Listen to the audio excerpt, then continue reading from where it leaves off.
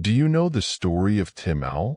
He was a local small electronics shop owner who loved Christmas and the decorations that went with it. So much so that he used to leave it on his house all year round. He never took it down. If any part of it broke, he'd replace it with a new one.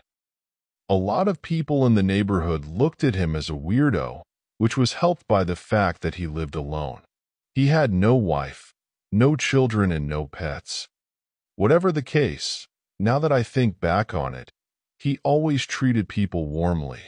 It didn't matter if you were a neighbor, a customer, or a stranger. And that's why my conscience weighs on me. His business became more and more miserable with the advent of the larger stores. Rumors began to circulate around town that he might have to close for good soon. Whenever he walked around town, people would stare in his direction and whisper to each other. At the time, a group of teenagers, of which I was one, amused themselves by sabotaging Mr. Owl's decorations. Cracked light bulbs, stolen reindeer, or Santa Claus with a sack on his head were almost the order of the day. Each time, however, he modified the decorations to their original form. A few months later, Mr. Owl's store actually went out of business.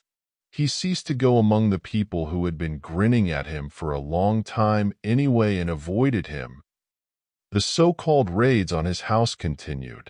At first, he kept redecorating, cleaning up the broken eggs that the smaller children threw at his doors and windows. Until one day, we came upon the usual sabotage when I noticed that Santa was just as we'd left him the day before, with a sack on his head. One of his reindeer was still dumped in a nearby bush, and shells from broken eggs were strewn all over the porch. However, something of the decorations were missing this time: a light chain. That's when we left disappointed and minded our own business. A few days later, news of Tim Owl's death swept our small town. The cause was suicide. Mr. Owl hanged himself with one of his light chains in his basement 5 years ago today. To the day, words can hardly describe how I feel.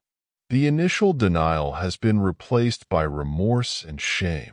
If only I could turn back time, change my behavior, I'll do it immediately. But that's not the end of my story.